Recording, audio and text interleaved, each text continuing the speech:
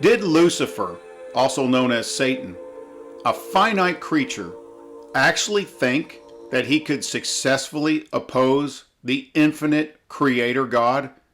Did he actually think that he could become like God? And what in the world possessed him to rebel against God in the first place? What was his motive?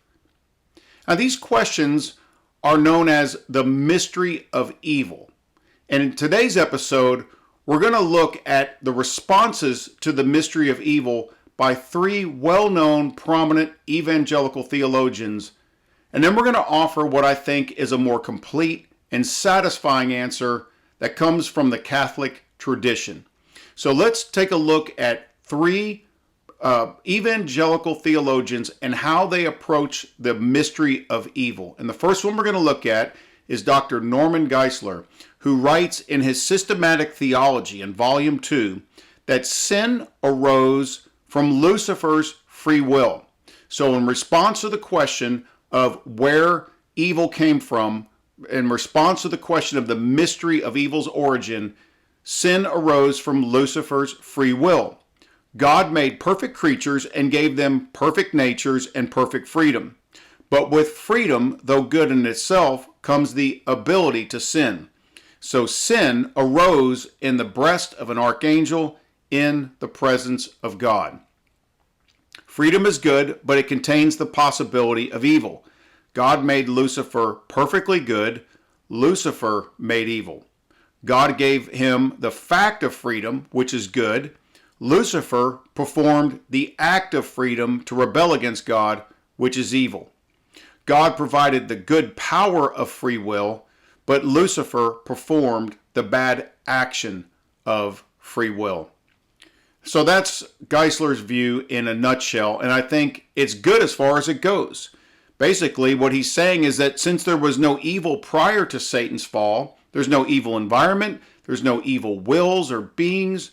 Since there was no evil prior to Satan's fall, then Satan's free decision to rebel against God was a decision to prefer a lesser good, that is himself, to the supreme good, which is God. So Geisler very carefully, unlike some other less careful theologians, avoids blaming God for evil. And I think he explains the what. It is a matter of the freedom of the will that we're talking about here. But he fails to address the why. I think there's more to the mystery of evil that can be discovered as we look at the Catholic tradition. But Geisler's answer is good as far as it goes. Next, we're going to consider the answer given by Dr. R.C. Sproul. Now, Dr. Sproul was a five-point Calvinist, more strident in his Calvinism than Geisler, who described himself as a moderate Calvinist. Both of them, ironically, are Thomistic. They both follow and appreciate the philosophical presuppositions and approach of St. Thomas Aquinas, but they come to different conclusions on this matter because they have a different view of the will. Geisler's view of the will coming from mostly from Aquinas, and Dr. Sproul's coming from the American theologian Jonathan Edwards. So Dr. Sproul says this in his book, Chosen by God. Where did the devil come from? How did he manage to fall from goodness? Whether we are speaking of the fall of man or the fall of Satan, we are still dealing with the problem of good creatures becoming evil. So kind of a boilerplate approach to the problem. Again, we hear of the quote-unquote easy explanation that evil came through the creature's free will. That's the explanation that Geisler gives, that Sproul thinks is an easy explanation. Free will is a good thing. That God gave us free will does not cast blame on him. In creation, man was given an ability to sin and an ability not to sin. He chose to sin. The question is, why? So Sproul wants to move the ball forward just a little bit and probe a little deeper and see, okay, so Lucifer chose a lesser good, an evil, but why did he do so?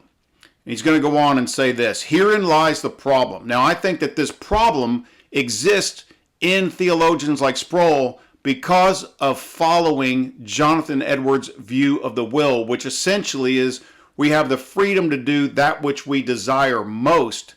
So then we're forced to explain where that desire for evil came from, and it becomes very problematic for the Calvinist theologian following Edwards to explain where the desire for evil came from when you have a perfect God and a perfect creature and a perfect environment. Okay? But that'll take us a little bit further afield than we really need to in this episode. So Sproul's going to say, herein lies the problem. Before a person can commit an act of sin, he must first have a desire to perform that act. The Bible tells us that evil actions flow from evil desires. But the presence of an evil desire is already sin. Now, let me pause just a moment to point out that this actually would mean, if we follow Sproul here, that the fall, in fact, happened before the fall. How could that be? Because he says, before a person can commit an act of sin, he must first have a desire to perform that act. But the presence of an evil desire is already sin. So if we just picture Adam and Eve in the garden, traditionally and biblically, we think when they ate of the fruit, that's when their eyes were opened. That's when they knew they were naked. That's when everything became alienated and disorder was introduced into God's creation, into the human race. But not according to Sproul. According to Sproul, sin existed when they first had the desire to do so. So they sinned before they sinned. The fall happened before the fall. And I think that this is a unnecessary conclusion based on a faulty presupposition regarding the will. But I digress.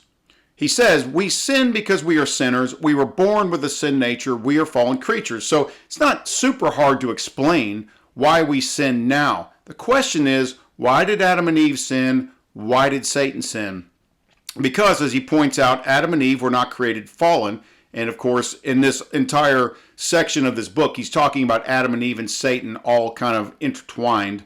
They had no sin nature. They were good creatures with a free will, yet they chose to sin. Why? I don't know, nor have I found anyone yet who does know. Well, I think that there are those that maybe they don't have a full explanation. It is the mystery of evil, but I think they can dig a little deeper into this than Sproul may give them credit for.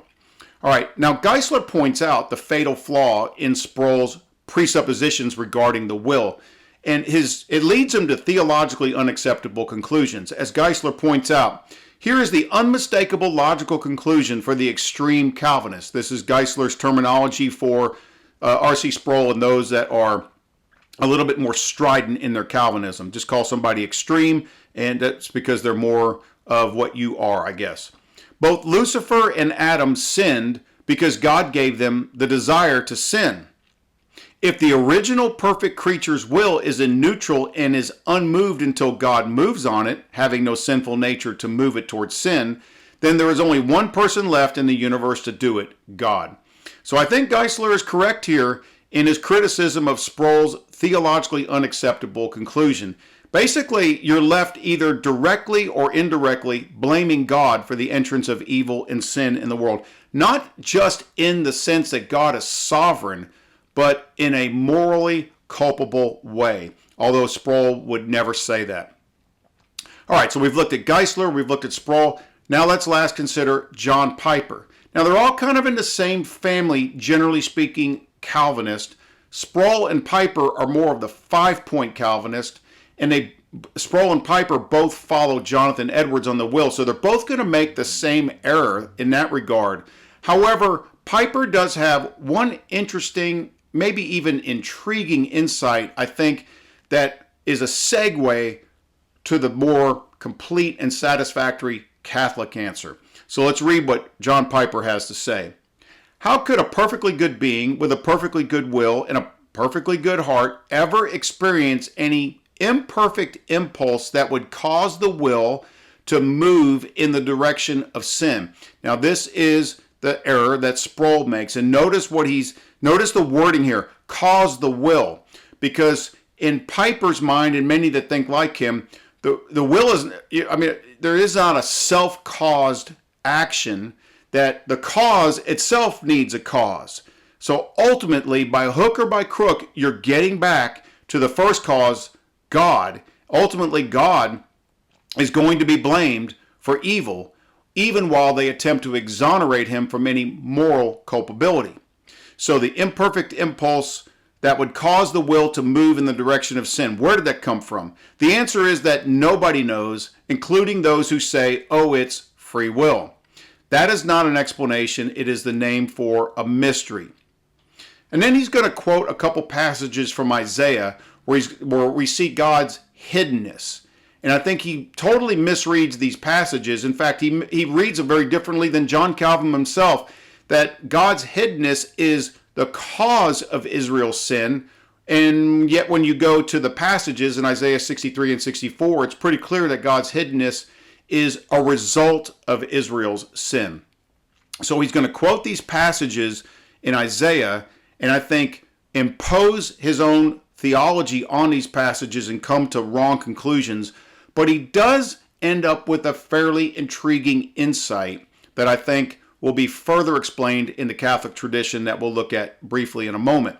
He says this, I am not saying this is a foolproof explanation of sin.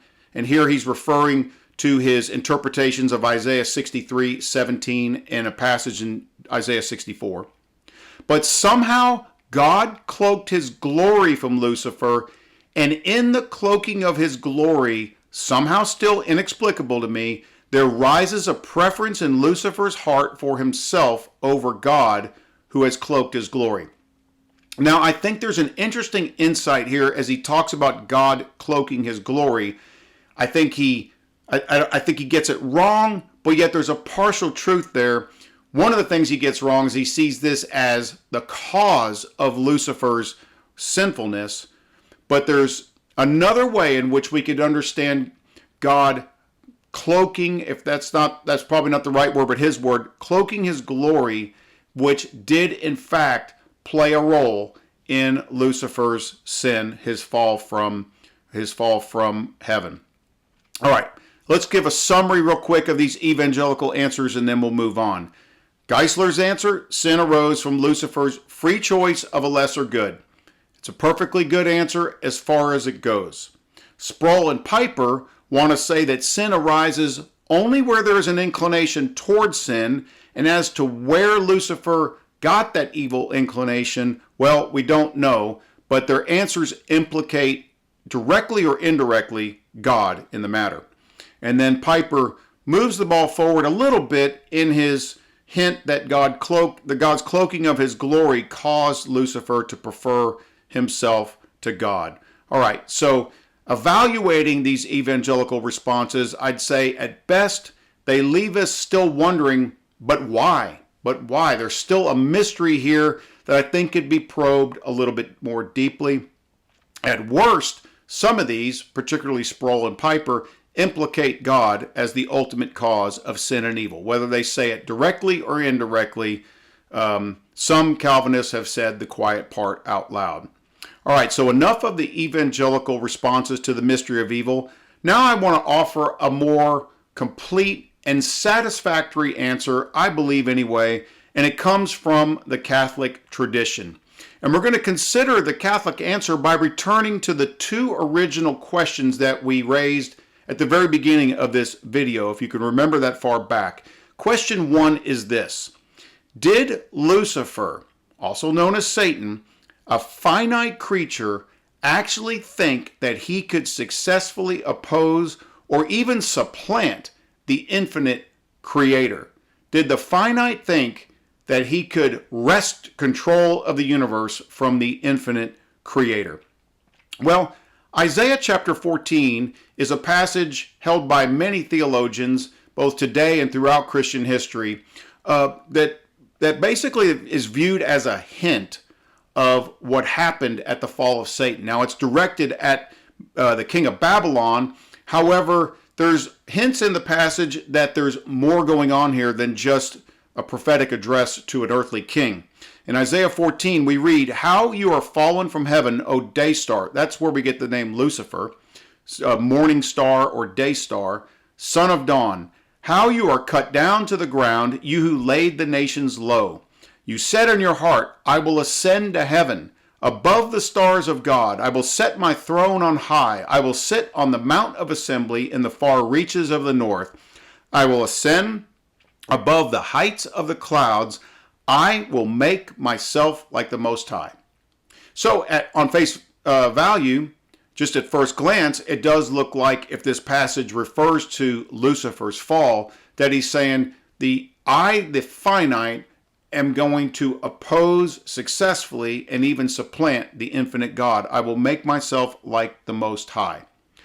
Well, let's evaluate this, and let's look at this through the eyes of St. Thomas Aquinas, the angelic doctor, the reigning expert in angelology in church history. And in St. Thomas Aquinas' Summa Theologiae, in the first part, question 63, regarding the malice of the angels with regard to sin, what did the angel seek in sinning, is the question he's addressing here. And then even more specifically, whether the devil desired to be as God. That's Article 3 in question 63. And Aquinas says, I answer that without doubt the angel sinned by seeking to be as God. So it seems as though Aquinas is saying that Satan literally thought that he could become God. But is that the case? Well, when we read on, we see Aquinas with typical nuance explaining what he means, and I think this is very instructive to us, not just to understand the fall of Satan, but to understand our own inclinations towards evil in God's economy. All right, so Aquinas goes on and says, to desire to be as God according to likeness. In other words, the desire to be like God can happen in two ways. In one way, as to that likeness whereby everything is made to be likened unto God. And so, if anyone desire in this way to be godlike, he commits no sin, provided that he desires such likeness in proper order. So the Bible tells us, be holy as I am holy. Be perfect in heaven. Be perfect as your Father in heaven is perfect. The Bible calls us to be like God, to be godly.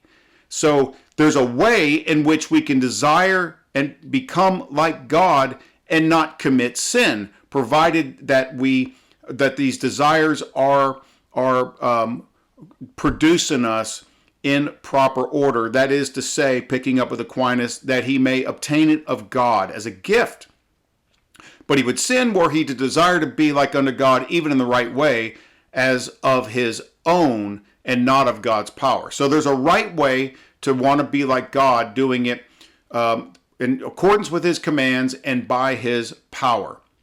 Aquinas goes on, in another way, one may desire to be like unto God in some respect which is not natural to one, as if one were to desire to create heaven and earth, which is proper to God, in which desire there would be sin. It was in this way that the devil desired to be as God. Not that he desired to resemble God by being subject to no one else absolutely, for so he would be desiring his own not being, since no creature can exist except by holding its existence under God. In other words, what Aquinas is saying here is the devil as a creature did not literally think he could literally become God, the creator. The finite did not literally think he could be infinite. And if you're interested in reading more about what Aquinas has to say about this, I encourage you to go look this up on New Advent, this article in the Summa. Now listen to what he says here. He says, but he, again speaking of Lucifer, he desired resemblance with God in this respect. And this is where we need to key in. By desiring as his last end of beatitude something which he could attain by the virtue of his own nature, turning his appetite away from supernatural beatitude, which is attained by God's grace. Yes, even the angels need to attain their beatitude by grace. Or if he desired as his last end that likeness of God which is bestowed by grace, he sought to have it by the power of his own nature, and not from divine assistance according to God's ordering. So this is Aquinas' answer to whether Satan literally thought as a finite creature he could supplant the infinite creator, and we see that that's not what it means when Satan says, I will be like God. But I think there's a really important lesson for us here, and perhaps it's easier to understand what Aquinas is saying about Lucifer if we take it down to our own level, our own experience. Because man's sin is the same as Satan's, because in fact, it is through Satan's temptation that sin entered the world, and Satan tempted us with the same sin that he himself committed. In the Catechism of the Catholic Church, in paragraph 398, we read, "Constituted in a state of holiness, man was destined to be fully divinized by God in glory." We'll look at this more thoroughly in just a minute. Seduced by the devil, he wanted to be like God, but without God, before God, and not in accordance with God. So the sin is not in wanting to be like God. The sin is wanting to be like God, but without God, without supernatural grace, without him lifting us up to that beatitude. So in contrast to this satanic way, the Roman Catechism, the Catechism of the Council of Trent, puts it like this: the only means then of arriving at knowledge of the divine essence, that's the beatific vision, is that God unite himself in some sort to us, and after an incomprehensible manner elevate our minds to a higher degree of perfection, and thus render us capable of contemplating the beauty of his nature. Recognize who's the actor here. God has to unite himself. God elevates our minds. God renders us capable. This is not a matter of us saying, I'm going to do this, and I'm going to do this on my own power. I will be like God. I will accomplish beatitude on the basis of my own nature, my own will, my own strength. The only way to attain beatitude, to have knowledge of the divine essence, is for God to gift that to us. He has to elevate our minds and render us capable. Thus, we read in the Catechism, paragraph 1722, such beatitude surpasses the understanding and powers of man. It comes from an entirely free gift of God, whence it is called supernatural, as is the grace that disposes man to enter into the divine joy. So the Catechism makes it very clear and helps us to answer the first question. Did Lucifer, did he think that he was going to supplant the Creator? No. What he desired to be like God, not in the sense that he thought he could become God, but in the corrupted sense of attaining his beatitude by his own power and not by the supernatural endowment of God. So that is the first question regarding the mystery of evil. The second question that we're addressing in this video is, what ultimately possessed the devil to rebel against God? What in the world motivated the devil to think that this was a good plan? Well, we need to consider two things. We've already alluded to both of these actually, but we've alluded to the beatific vision and just a little bit to human vocation. And when I say human vocation, I'm not referring to your occupation, how you pay your bills, but our calling, from the Latin word for calling. That's where the word vocation comes from. What are human beings ultimately called to, or who are we ultimately called to? So the beatific vision and human vocation are going to factor into our understanding of what possessed the devil to rebel against God. Okay, now the beatific vision we'll look at first. The Catechism, paragraph 1028, says this: because of his transcendence, God cannot be seen as he is, unless he himself opens up his mystery to man's immediate contemplation and gives him the capacity for it. We've alluded to this already as we read the Roman Catechism. The Church calls this contemplation of God in his heavenly glory the beatific vision, seeing God as he is. John Hardin in the Catholic Dictionary, in the entry on the beatific vision, says the beatific vision is the intuitive knowledge of God that produces heavenly beatitude. It is called vision in the mind by analogy with bodily sight, which is the most comprehensive of human sense faculties. It is called beatific because it produces happiness in the will and the whole being. adorned at creation with sanctifying grace, the devil sinned by pride and along with many other angelic beings was denied the beatific vision. Now hang on to that because I think that's going to really shed some light on the mystery of evil. So the beatific vision is the intuitive knowledge of God that produces heavenly beatitude. It's the contemplation of God in his heavenly glory. And guess what? This is the human vocation. This is what we're called to. The very first paragraph of the Catechism reads, God, infinitely perfect and blessed in himself, in a plan of sheer goodness, freely created man to make him share in his own blessed life. In his Son and through him he invites men to become, in the Holy Spirit, his adopted children and thus heirs of his blessed life. And then in paragraph 1721, God put us in the world to know, to love, and to serve him, and so to come to paradise. Beatitude makes us partakers of the divine nature and of eternal life. With beatitude, man enters into the glory of Christ and into the joy of the Trinitarian life. That's human vocation. Now, the angels are pure spiritual creatures surpassing in perfection all visible creatures and were created before man. Man is a spiritual creature, but also corporeal. So man is one of those visible creatures. Angels, pure spiritual creatures that surpass all visible creatures. Man, spiritual and corporeal, and yet man is the summit of God's creation, as the creation account in Genesis makes plain. So we are now ready to seek an answer to that question, what possessed the devil? And the book of wisdom in the Catholic Old Testament, missing from the Protestant Old Testament, but in the Catholic Old Testament, the inspired book of wisdom in chapter 2 says, for God created man for incorruption and made him in the image of his own eternity, but through the devil's envy, death entered the world, and those who belong to his party experience it. Envy. It's through the devil's envy that death entered the world. The Catechism sheds some light on what envy is. In paragraph 2539, envy is a capital sin. It means it engenders all other kinds of sins. It gives birth to other types of sins. It's a capital sin. It refers to the sadness at the sight of another's goods. This is so key. Envy is the sadness at the sight of another's goods.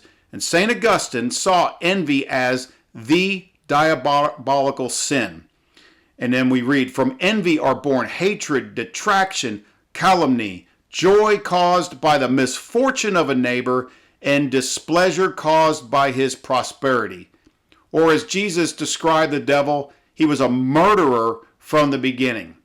So envy is the basic or base motive of the devil.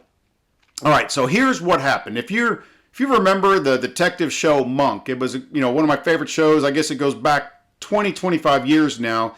But if you remember the show Monk, in most episodes towards the end, Monk would explain what happened that somehow everybody else missed. And he'd begin by saying, here's what happened.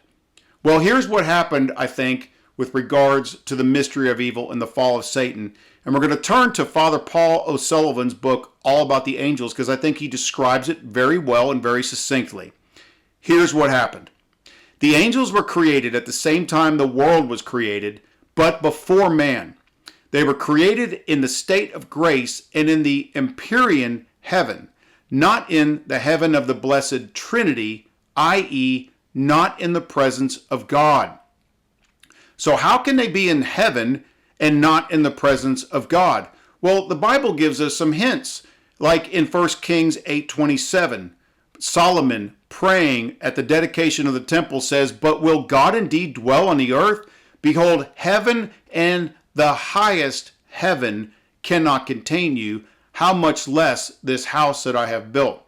So there seems to be a recognition that heaven is not just one place, or if we can even describe it as a place. It's not just one state. The Hebrew word for heaven, in fact, is dual in nature, implying at least two. Or we could turn to the New Testament and read about the Apostle Paul in 2 Corinthians 12, where he says, I know a man in Christ who 14 years ago was caught up to the third heaven. So traditionally, the atmosphere where weather is created, it was considered the first heaven. The starry sky, where the planetary beings, the solar systems and all that, that is the second heaven. And then where God dwells is the third heaven. In fact, when he's caught up to the third heaven, he says, I heard things that cannot be told, which man may not utter. So this may be the heaven of the dwelling place of the Trinity. So when we read that the angels were created before man in heaven, but not in the immediate presence of the Trinity, we may be looking a little bit at like what Piper said when he talked about God cloaking his glory. I think Piper gets it wrong, but hints at the right answer. So the angels created before man in heaven, but not in the immediate presence of the Trinity, because heaven is not just, it's a more nuanced position, a more nuanced place, if you will. So Father O'Sullivan goes on. Had they once seen God, this is speaking of the angels, they would never have ceased to see and love him. They were created, therefore, in another heaven, and here they had to give a proof of their fidelity to God and so merit the beatific vision. They, like us, have free wills and, like us, had to choose between good and evil. Before they were admitted to the beatific vision, they had to choose between their nature, already in the state of grace, and the still higher state of that grace, which would admit them to the immediate presence of God forever. No creature, however perfect, not even the princes of the angels, could see God without that most special grace, which theologians call the light of glory. We've already seen this in the Catechism, the Roman Catechism, and in Aquinas. Before being admitted to see God, they were tried. In this trial, by far the greater number remained faithful to God and were immediately received into the heaven of the blessed Trinity and were allowed to gaze on the unveiled beauty of God. Once here, they could sin no more. Unfortunately, many of the angels fell at that moment of trial. Some think as many as a third of the heavenly host. They fell through the sin of pride, preferring their own will to that of God in the time of trial. At the moment of their fall, they were precipitated into hell, and the rest is history, as they say. So what possessed the devil? What is the answer to this question?